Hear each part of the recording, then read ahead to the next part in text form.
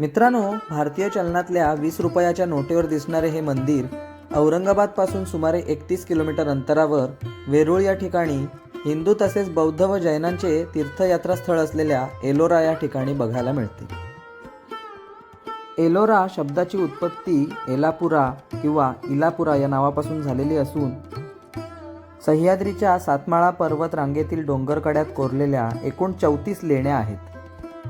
या लेण्या फिरण्यासाठी आपल्याला इलेक्ट्रिक व्हेकलची सुविधा आहे. एंट्री आणि एक्झिट करण्यासाठी कॉईनसारखे दिसणारे मशीनद्वारा स्कॅन होणारे कूपन मिळते.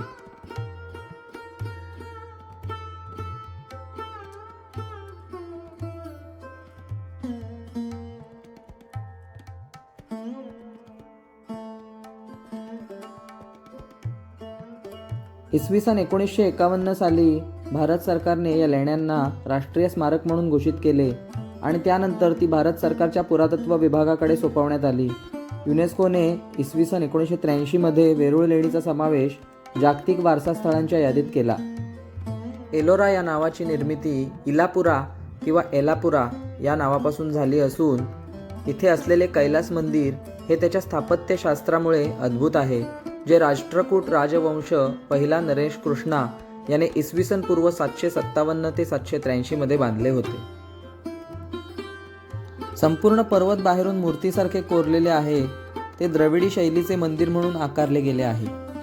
एकूणच 276 फूट लांब, 154 फूट रुंद हे मंदिर केवळ एक खडक कापून बांधले आहे, जे वरपासून खालपर्यंत तयार केले गेले आहे.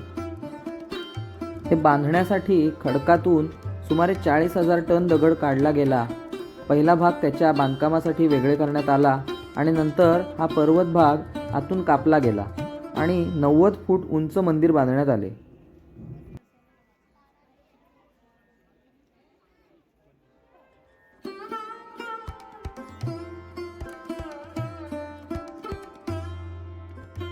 मंदिर बाहेरील बाजूने मूर्तींनी भरलेले आहे. या मंदिराची महल 3 बाजूंच्या वर होती, जी मंदिराच्या वरच्या भागाला जोडलेली होती. आता हे पूल पडले आहेत. खुल्या मंडपात समोर नंदी आणि विशाल हत्ती आणि स्तंभ आहेत. हे काम भारतीय स्थापत्यशास्त्र कौशल्यांचा एक अद्भुत नमुना आहे.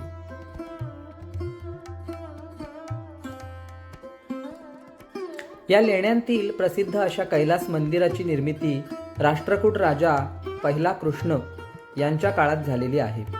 या लेण्यांपैकी 10व्या क्रमांकाच्या गुहेतील मागच्या भिंतीवर राष्ट्रकूट राजा दंतीदुर्ग याचा शिलालेख आहे. इसवी सनाच्या 753 ते 757 या काळातील हा लेख आहे. कैलास लेणे निर्माण करणारा राजा पहिला कृष्ण हा दंतीदुर्ग राजाचा काका होता. कैलास लेण्याची निर्मिती ही इसवी सनाच्या 757 ते 783 या काळातील असावी असे यावरून समजते. हा लेणी समूह व्यापारी मार्गावर असल्याने तत्कालीन समाजाच्या दृष्टीपथात राहिला. राजघराण्यातील व्यक्ती तसेच उत्साही अभ्यासू प्रवासी यांनी या लेण्यांना दिलेल्या भेटीची नोंद सापडते. 10व्या शतकात अरब प्रवासी अल मसउदी याने येथे भेट दिली आहे. बहामनी सुलतान गंगू याने आपला तळ येथे ठोकला होता आणि ही लेणी पाहिली असाही संदर्भ आढळतो. फिरिस्टा, मालेट यांसारख्या परदेशी प्रवासी अभ्यासकांनी येथे भेट दिल्याचे दिसते. ही लेणी काही काळ हैदराबादच्या निजामाच्या नियंत्रणाखाली होती. 19व्या शतकात भारतात ब्रिटिश असताना वेरूळ दुर्लक्षित झाले होते. आक्रमकांमुळे किंवा काळाच्या ओघात मूर्तींचेही नुकसान झालेले होते. ब्रिटिशांनी दुरुस्तीचे थोडेफार प्रयत्न केले, पण स्वातंत्र्यप्राप्तीनंतर 1960च्या दशकात या लेण्यांची काळजी घेण्याचा प्रयत्न सुरू झाला. या काळात अजिंठा वेरूळच्या लेण्यांचा आंतरराष्ट्रीय दर्जाची पर्यटन स्थळे म्हणून प्रसार सुरू झाला. भव्य द्वारमंडप, 2 अतिउंच स्तंभ, पूर्ण आकाराचा दगडात कोरलेला भव्य हत्ती, त्यावरील शिल्पकला हे सारे विलक्षण आहे. पुराणातील शैव प्रतिमा आणि प्रसंग या लेण्यात कोरलेले आहेत. हे मंदिर पहिला कळस नंतर पाया या पद्धतीने अखंड दगडात कोरले आहे. मंदिरावर रामायण महाभारतातील काही प्रसंग कोरलेले बघायला मिळतात. दक्षिणेत प्रचलित असलेल्या तत्कालीन मंदिर स्थापत्य शैलीपेक्षा या मंदिराची प्रक्रिया निराळी आहे. पट्टडक्कल कर्नाटक येथील विरूपाक्ष मंदिर आणि कांची येथील कैलास मंदिराच्या स्थापत्य शैलीचा प्रभाव या मंदिरावर जाणवतो. पण असे असले तरी स्थापत्यात तंतोतंत सारखेपणा दिसून येत नाही. कैलास लेणं हे शिवनिवास म्हणूनही प्रसिद्ध आहे. मंदिर हे आकस्मिक अथवा काल्पनिक नसून हेतुपूर्ण आणि नियोजित आहे. प्रत्येक अलंकरणाचा अर्थ, उद्देश आणि विशिष्ट महत्त्व आहे. प्रांगणात असलेले उत्तुंग कीर्तिस्तंभ हे शैव धर्माचा प्रभाव आणि विशाल गजराज राष्ट्रकूट राजवंशाची सत्ता दर्शवते. प्रवेशद्वारावर कोरलेली शंखनिधी, पद्मनिधी आणि गजलक्ष्मी या प्रदेशाच्या वैभवाची साक्ष देतात. गंगा, यमुना आणि सरस्वती नदीच्या देवतांच्या मूर्ती अनुक्रमे शुद्धता, समर्पण आणि पांडित्य दर्शवतात. मुख्य मंदिराला अनेक प्राणी आधार देत असलेले चित्रित करण्यात आलेले आहे. हे हिंदू धर्मात असलेले प्राण्यांचे महत्त्व अधोरेखित करते.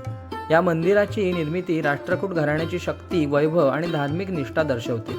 संपूर्ण मंदिर 3 बाजूंनी खांब असलेल्या मार्गांनी वेढलेले आहे, जिथे हिंदू पौराणिक शिल्पे कोरलेली आहेत. मुख्य मंदिर संपूर्णपणे चित्रित होते, म्हणूनच कदाचित त्याला रंगमहाल असेही म्हटले जाते.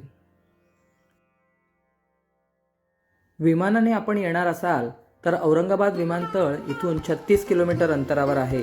रेल्वेने आपण येणार असाल तर औरंगाबाद रेल्वे स्टेशन इथून 28 किलोमीटर अंतरावर आहे. विमानाच्या मुंबई, हैदराबाद, दिल्ली सारख्या थेट उड्डाणांची सुविधा औरंगाबाद विमानतळावरून आहे. तसेच रेल्वेचा विचार करता Devagiri express, Tapovan express, Ajanta express यासारख्या असंख्य गाड्या रेल्वे स्टेशनवरून उपलब्ध आहेत.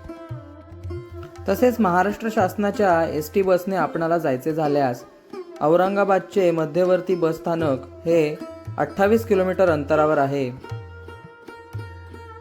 मित्रांनो, मी काम करतो टूर्स अँड ट्रॅव्हल्सच्या बिझनेसमध्ये. मी आहे रत्नागिरीचा आणि मला आहे फिरण्याची खूप आवड. आपण जर रत्नागिरीमध्ये येणार असाल आणि आपल्याला भाडेतत्वावर वाहनाची गरज असेल तर आपण मला फोन करू शकता. माझा नंबर तुम्हाला डिस्क्रिप्शनमध्ये मिळेलच. आपल्या व्हिडिओमधून दिलेली माहिती तुम्हाला आवडली असल्यास व्हिडिओला लाईक आणि आपल्या चॅनलला सबस्क्राईब करायला विसरू नका.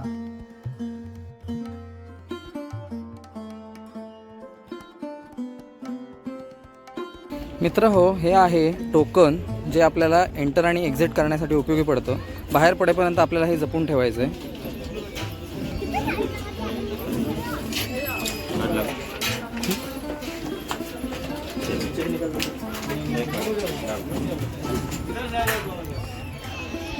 तर मित्र हो, आमच्या एलोराच्या लेण्या बघून झाल्यात. टोकन घेतल्याशिवाय आपल्याला आतमध्ये जाता येत नाही आणि बाहेरही येता येत नाही.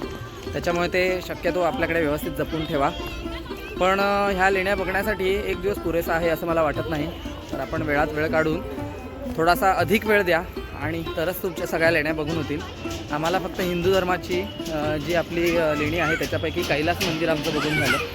बाकी लेण्या आम्हाला पुरेसा वेळ नसल्यामुळे पाहता आल्या नाहीत. तर चला आपण आता पुढचा प्रवास करूया.